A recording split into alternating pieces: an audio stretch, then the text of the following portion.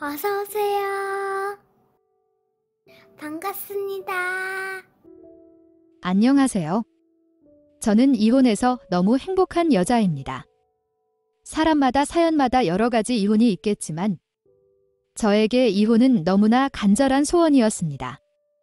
아직 결혼하지 않는 분들이 보신다면 결혼에 대해서 다시 한번 진지하게 고민해 보셨으면 하는 마음의 사연을 보내게 되었습니다. 저는 1984년도 중매로 만나서 결혼하게 되었습니다. 두 아이를 낳았고 약 35년간 결혼을 끝내고 이혼하게 되었습니다. 첫째가 먼저 결혼하고 둘째 결혼식 끝나고 나오는 길에 남편에게 이혼하자고 하였습니다. 그날로 집에 들어가지 않았습니다. 저의 이런 행동에 자식들은 당황해하다가 엄마의 결정을 존중한다며 오히려 남편 보고 이제 엄마랑 이혼해 주라고 하였습니다. 제 결정을 응원해주는 자식들이 너무 고마웠고 헛살지 않은 것 같아서 너무 행복했습니다. 제가 약 35년간 지내온 결혼 생활을 한 단어로 요약하자면 가정폭력입니다. 결혼하고 첫째, 둘째 낳을 때까지만 해도 폭력을 휘두르는 그런 남편은 아니었습니다. IMF가 오면서 하던 공장은 무섭게 돌아오는 어음으로 부도가 났고 주변에서 빌렸던 수많은 빚 때문에 거의 모든 것을 뺏기고 길거리로 내버려졌습니다. 그래도 저는 희망은 버리지 않았습니다. 결혼 시작할 때도 둘 다 한 푼도 없이 시작했기 때문입니다. 하지만 남편은 그게 아니었나 봅니다.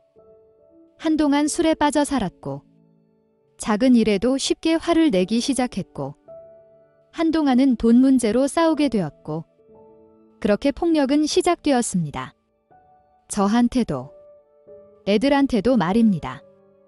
제가 차라리 나만 때리라고 하면서 애들은 제발 때리지 말아달라고 부탁도 여러 번 하였습니다. 그 후로는 애들은 안 때렸습니다. 지금도 기억나는 것 중에 하나가 2002년 월드컵 때 남들은 축구로 소리 지르고 응원할 때 저는 남이 들을까 싶어서 조용히 입 막고 맞았던 기억이 납니다. 왜 싸우고 왜 맞았는지 이유는 기억이 나지 않지만 가끔 TV에서 월드컵 명장면을 보여줄 때마다 트라우마처럼 생각이 납니다. 그렇게 힘들고 슬퍼도 버텼던 것은 애들 때문입니다. 이혼한 부모의 자녀들이라는 소리. 손가락질을 안 받게 하고 싶었습니다. 그래서 두 아이들이 모두 결혼하기만을 기다렸습니다. 그리고 둘째가 결혼하는 날에 이혼하자고 이야기한 것입니다. 물론 IMF 시절에 힘들었던 가정 환경이 많이 좋아진 후에는 남편이 진심으로 사과도 하고 그 후로는 폭력도 없었습니다. 하지만 한번 남은 상처가 쉽게 지워지지 않듯이 제 마음속에는 흉터로 남아 있었습니다. 그래서 그 후로 아무리 잘해줘도 쉽게 잊어지지도 않았고 즐겁지도 행복하지도 않았습니다. 웃고 있지만 웃는 게 아닌 삶의 연속이었습니다. 그렇게 저의 결혼 생활을 끝이 났습니다. 당연히 평생을 같이 할 줄 알았던 남편과 남남이 되었습니다. 조금 시원섭섭하기도 하고 이제는 이 세상을 혼자 살아가야 한다는 것이 두렵기도 하였지만 그렇다고 행복하지 않은 삶을 이어나갈 수는 없었습니다. 처음으로 돈을 벌기 위해서 하루 5시간 이상 서 있는 마트 캐셔로 취업도 하였습니다. 그리고 한 20년 만에 화장품이라는 것도 사보았습니다. 젊었을 때 좋아했던 노래도 찾아서 듣게 되었습니다. 참 사소한 것들이지만 행복이란 이런 거라고 느꼈습니다. 얼마 전에는 제 생일이어서 두 아들과 며느리, 손주가 제 집으로 놀려왔습니다. 15평의 작은 빌라였지만 자식들이 오니 너무 반가웠습니다. 그놈의 돈 때문에 맞고 살았고 눈치를 보았기에 마음 편히 자식들 용돈 한 번 준 적이 없었습니다. 많지는 않지만 용돈을 주니 너무나 기분이 좋았고 이래서 일하지 싶었습니다. 지금도 오전에는 건물 청소 및 분리수거하고 늦은 오후부터는 마트에서 일하고 있습니다. 거기에 노인연금, 보험연금을 받다 보니 먹고 사는데 지장이 없습니다. 조금 더 시간적인, 경제적인 여유를 가지게 된다면 작은 카페를 하나 차리는 것입니다. 그래서 요즘은 주말이면 바리스타 학원에 다니고 있습니다. 이런 제 노년이 슬프다고 생각하지 않습니다. 더 늙기 전에 지금이라도 잃어버린 저를 찾아갈 수 있다는 것도, 새로운 꿈을 꾸고 도전할 수 있다는 것이 너무 행복합니다. 아직은 모아놓은 돈도 얼마 없지만 그래도 키워야 할 자식이 없고 그저 제 한 몸이 쉴 수 있는 곳과 먹을 것만 있으면 되기에 부담도 없습니다. 두 아이들이 같이 살자고는 하지만 아직 몸도 건강하고 저 혼자서도 충분히 지낼 수 있기에 부담 주고 싶지 않아서 싫다고 하였습니다. 매일매일 손주들 보는 재미도 있겠지만 특히 며느리에게 부담이 될 거라는 것을 잘 알기에 거절하였습니다. 다만 이혼하면서 마음에 가장 걸리는 부분은 아들들이 남편하고도 연을 끊었다는 것입니다.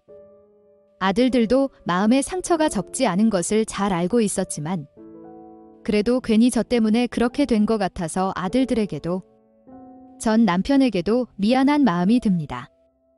아주 가끔 전 남편에게 안부차 연락을 합니다.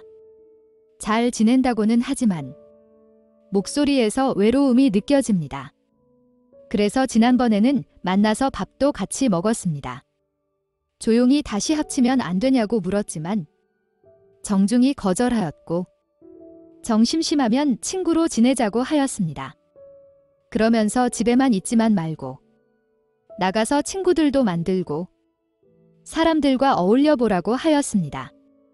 다른 것은 몰라도 평생 가족들을 위해서 고생한 거는 잘 알고 있으니 이제는 쉬어도 된다고 하였습니다. 제가 이혼하고 나오면서 현금 1억 외에는 전부 다 두고 나왔습니다. 남편이 정말 평생을 고생해서 벌은 것도 알고 있고 결국 나중에는 자식들에게 갈 것들인데 얼마 남지 않은 인생에 돈 욕심까지 부리며 살고 싶지 않았습니다. 저는 이렇게 지내고 있습니다. 저는 제 인생이 불행했다고 생각하지 않습니다. 다만 남편과 제가 위기를 넘기는 능력이 부족했다고 생각합니다. 저희 부부도 역시 초보 남편이었고 초보 아내였던 것입니다. 결혼을 하시면 분명 행복하고 즐거운 순간도 오실 겁니다. 그러면서 힘든 순간도 찾아올 겁니다. 그 힘든 순간을 잘 넘기는 여유와 배려가 부부 모두에게 필요한 것 같습니다. 여러분들에게는 그런 결혼 생활이 되기를 희망하며 사연을 끝내도록 하겠습니다. 긴 글을 읽어주셔서 감사합니다. 오늘의 사연은 여기까지입니다. 구독과 좋아요, 알림 설정 부탁드립니다. 긴 글을 읽어주셔서 감사합니다. 구독과 좋아요 꾹꾹 눌러주세요. 꾹꾹. 알림 설정도 꾹꾹 눌러주세요.